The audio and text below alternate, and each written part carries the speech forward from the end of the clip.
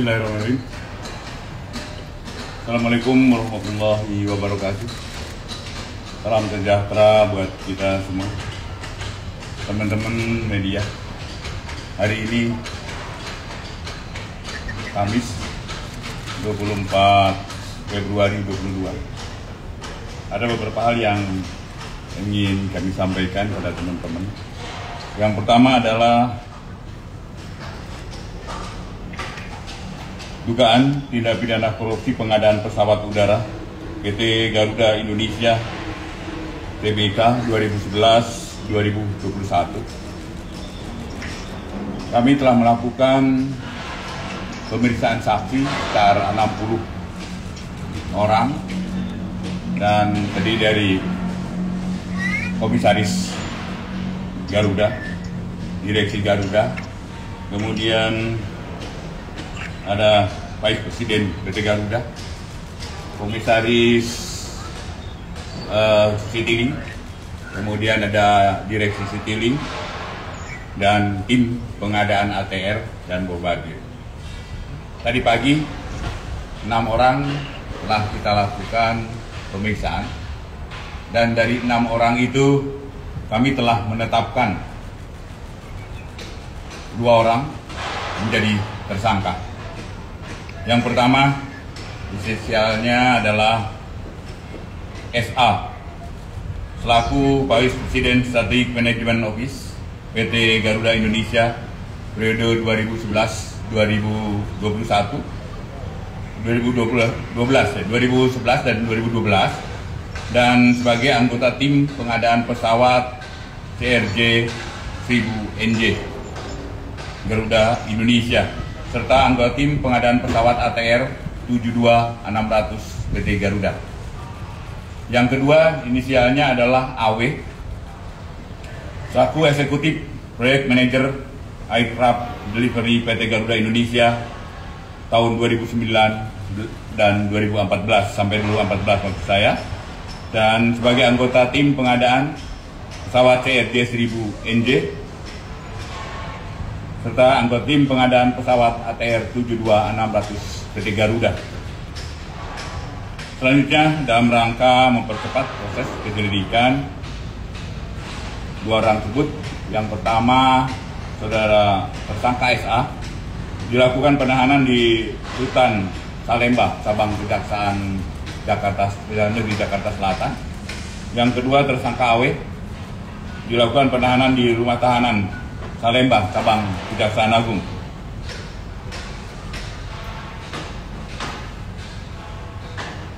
Kemudian tim penyidik telah melakukan penyitaan atas dokumen sebanyak 580 dokumen.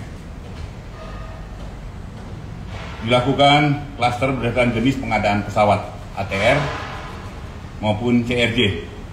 Kemudian barang bukti elektronik sebanyak 1 buah handphone serta 1 kotak atau dus berisikan dokumen persidangan dalam perkara KPK, perkara Garuda yang di KPK maksudnya. Kemudian terkait kerugian negara. Terkait kerugian negara ini kita masih diskusikan. Kita masih meminta BPKP, kita menggunakan BPKP untuk melakukan perhitungan tentang kerugian ini. Dan insya Allah mungkin dalam waktu dekat kita sampaikan juga berapa nilai kerugiannya, tapi cukup signifikan. Kemudian modus operandi singkat perkara tersebut adalah pada kurun waktu 2011-2021 PT Garuda Indonesia Persero Tbk telah melakukan pengadaan pesawat udara dari berbagai jenis tipe pesawat, antara lain Bombardier, CRJ 100 dan ATR 72600, yang mana pengadaan Bombardier, CRJ 1000 dan ATR 72600 dilaksanakan periode tahun 2011-2013. Terdapat penyimpangan dalam proses pengadaannya. Yang pertama adalah kajian feasibility study, business plan rencana pengadaan pesawat sub 100 seater dan maupun pengadaan pesawat turbo propeller ATR 72600 yang memuat analisis pasar, rencana jaringan penerbangan, analisis kebutuhan pesawat, proyeksi keuangan, dan analisis risiko tidak disusun atau tidak dibuat secara memadai berdasarkan prinsip-prinsip pengadaan barang jasa, yaitu efektif, efisien, kompetitif, transparan, adil, wajar, serta akuntabel. Dia tidak lakukan itu. Dan kedua, proses pelelangan dalam pengadaan pesawat 100 seater CRJ 1000 maupun pengadaan pesawat turbo propeller ATR 72600 mengarah untuk memenangkan pihak penyedia barang jasa tertentu, yaitu Bombardier dan ATR. Ada pengarahan untuk mengambil satu jenis pesawatnya.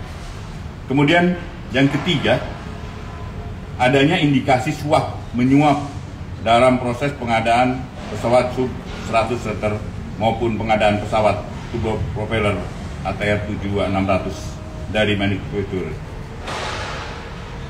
Akibat dari pengadaan pesawat tersebut telah terjadi penyimpangan dan mengakibatkan PT Garuda Indonesia Tbk mengalami kerugian dalam pengoperasionalkan pesawat CRJ 1000 dan ATR 72600. Atas kerugian keuangan negara yang timbul tersebut diduga telah menguntungkan pihak terkait, dalam hal ini perusahaan Bombardier yang ada di Kanada serta perusahaan Avion de Transport Regional yang ada di Perancis, masing-masing selaku pihak penyedia barang dan jasa, serta perusahaan Alberta CAC Prancis dan Modis Efficient Irlandia selaku lessor atau pihak yang memberikan pembiayaan pengadaan pesawat tersebut.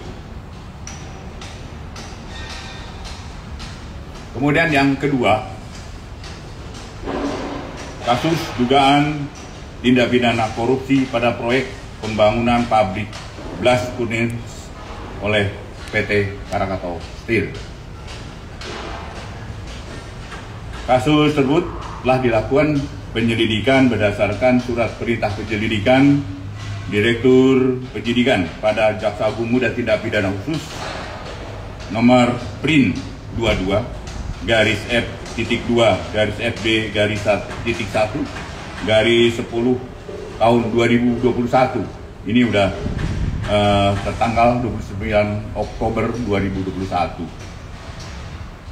Kasus tersebut terjadi antara 2011 sampai dengan 2019, di mana PT Krakatau Steel membangun pabrik blast furnace dengan menggunakan bahan bakar batu bara agar biaya produksi yang lebih murah tujuannya jika dibandingkan dengan menggunakan bahan bakar gas. Maka biaya produksi akan lebih mahal kalau menggunakan gas. Proyek tersebut dibangun dengan maksud untuk memajukan industri baja nasional. Itu tujuan utamanya. Pada awal proyek pembangunan pabrik blast furnace tersebut dilaksanakan oleh konsorsium MCC Cherry dan PT Krakatau Engineering sesuai dengan hasil lelang tanggal 31 Maret 2011 dengan nilai kontrak mengalami perubahan antara 6 triliun 921 miliar 409.421.190 rupiah dan telah dilakukan pembayaran ke pihak pemenang lelang, ya, telah dilakukan pembayaran ke pihak pemenang lelang senilai 5 triliun 351 miliar 89.465.278 rupiah. Namun demikian, pekerjaan kemudian pada tanggal 19 Desember 2019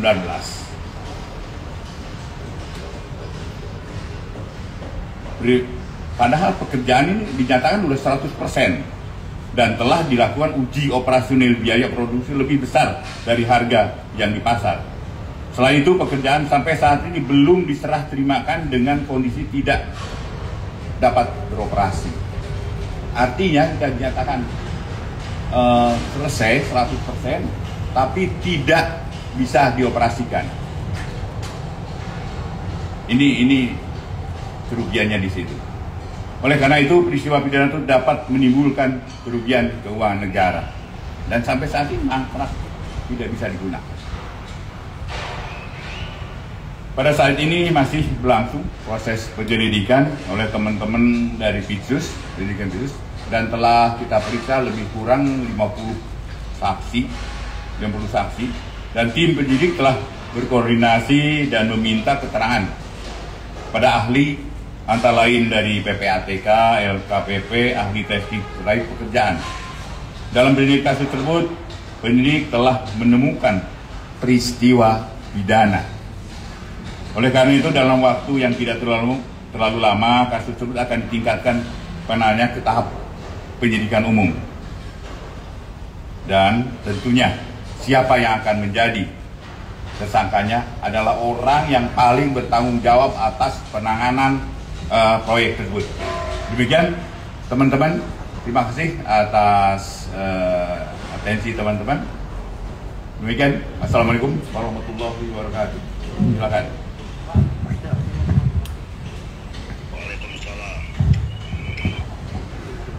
Assalamualaikum Pak, dari Koran Pagi Online.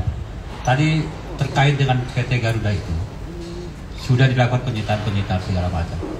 Nah, apakah ada harta benda pihak-pihak yang dicurigai menjadi tersangka dan dilakukan penyitaan guna menghindari agar uang-uang ini tidak lari ke pihak ketiga? Ya. Terima kasih Pak. Kita memang lagi menuju gitu kan, kita sekarang udah kita tetapkan dulu tersangkanya, ya. Kalau kita udah tetapkan tersangkanya, pasti kita akan menelusuri harta yang menjadi tanggung jawab dari sementara ini dua orang tersangka, ya, dan akan kita kembangkan terus, gitu Pak.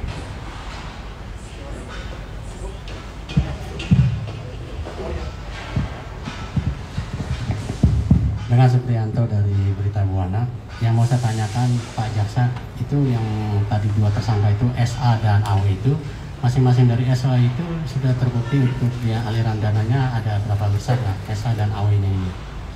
Nah itu yang pertama. Yang kedua, tadi kan Pak Jaksa kan bilang kan ada 6 orang tadi itu kan, ternyata yang ditetapkan kan 2 tersangka. Nah yang 4 ini apakah itu dibebaskan apa nanti tetap dalam proses penyelidikan? Nah terus yang ketiga, maaf, tadi kan Pak Jaksa menjelaskan diselesaikan, Jaksa Agung diselesaikan 100% tadi yang terkait dengan Krakatau Steel. Itu ada alasannya nggak? Kenapa pada saat diselesaikan 100% itu kok kenapa nggak dilanjutkan dalam proses produksinya itu? Itu tadi Pak Jaksa belum menjelaskan dengan detail. Terima kasih Pak. Baik,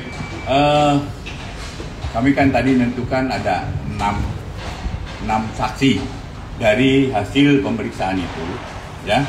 Dari hasil pemeriksaan dari 6 itu baru kita yang cukup untuk dijadikan, cukup bukti itu untuk dijadikan tersangka baru 2. Dan nanti insya Allah kami akan terus kejar. Kemungkinan ada yang lain, itu baru 2 dulu. Kemudian yang kedua mengenai yang tadi SA sama AW ada terbukti aliran dananya apa menerima. Tidak, untuk aliran dana justru kali ini kan kita tentukan dan kita akan terus dalami dan insya Allah pasti ada, ya, pasti ada. Tidak mungkin tidak. Saya tidaknya memperkaya orang lain itu pasti. Oke. Kemudian untuk 100%, ya dinyatakan 100%. Tapi saat ini tidak bisa dioperasionalkan. Kenapa? Artinya ada sesuatu di situ. Ya. Sesuatunya gimana? Sesuatunya seperti apa? Udah ada penjelasan dari penyidiknya. Sesuatunya itu karena apa? Sesuatunya tadi yang apa? Ya. Sampai saat ini proyeknya tidak jalan, tidak bisa digunakan, Mas. Udah nyatakan selesai, udah dibayar, tapi mangkrak. Ya.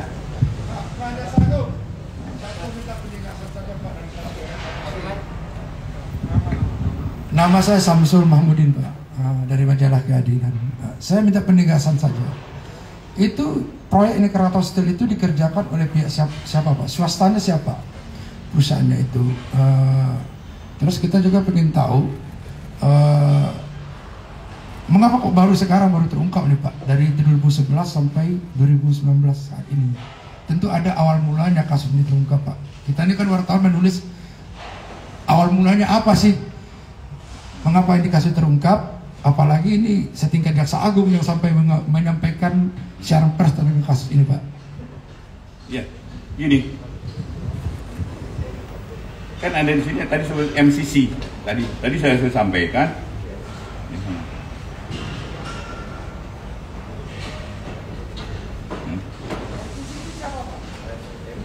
Ini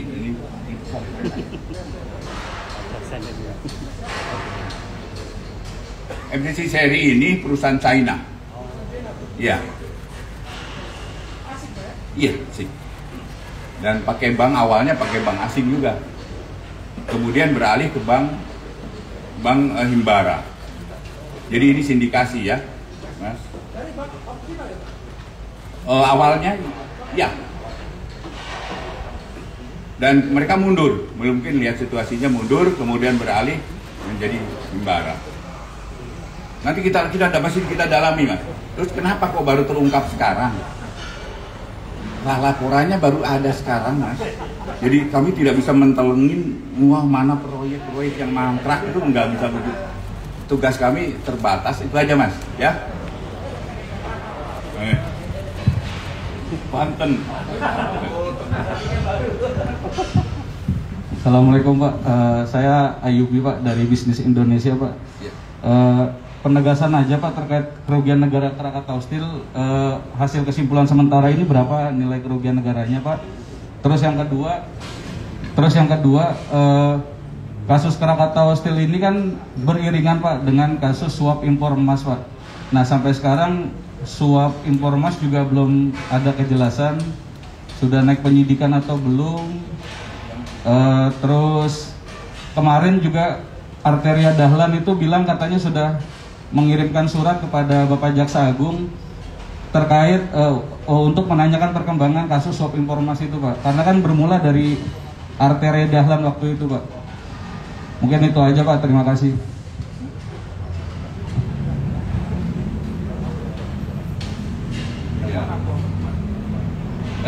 Untuk kerugian dulu. Kerugian kita masih kita periksa dan kita dalami, Mas. Kita pasti ada uang udah keluar, tapi kan nanti spesifikasinya apa, kita akan teliti lagi. Jadi sehingga kita dapat nanti kesimpulan yang final berapa sih kerugiannya.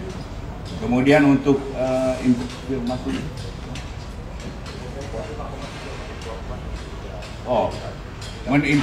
impor emas.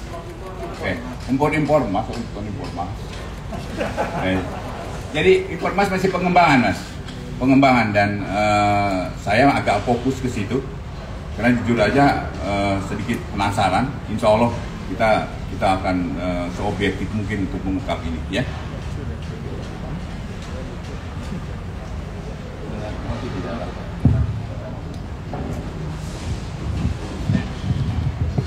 Assalamualaikum, Pak. Saya Akah dari Koran Media Indonesia, Pak. Tadi kan soal terkait Garuda, ada beberapa pihak yang diuntungkan setidaknya. Di antaranya itu pabrik Bombardier dan ATR yang ada di Kanada maupun di Perancis, dan juga beberapa lessor gitu. Nah, ini apakah dari Kejaksaan Agung mengembangkan hal ini ke setidaknya penyidik aparat penegak hukum di luar negeri? Ada komunikasi nggak sih, Pak, untuk mengusut itu juga? Terima kasih. Pasti, kita akan kembangkan ke situ. Jadi kami akan terus telusuri siapapun yang terlibat dalam kasus ini. Ada lain? Cukup? Cukup ya? Terima kasih teman-teman. Terima kasih teman-teman.